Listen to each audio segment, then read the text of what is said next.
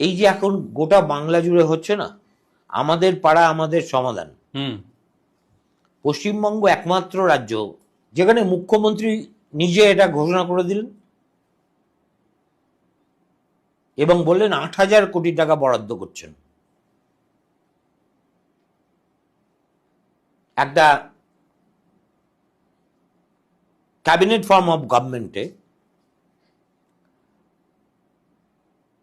এটা হচ্ছে non budgetary expenditure.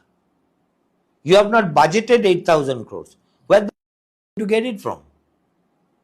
এক।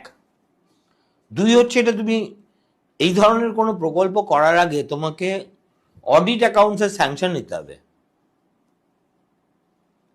ক্যাবিনেটে এটা আলোচনা করতে হবে।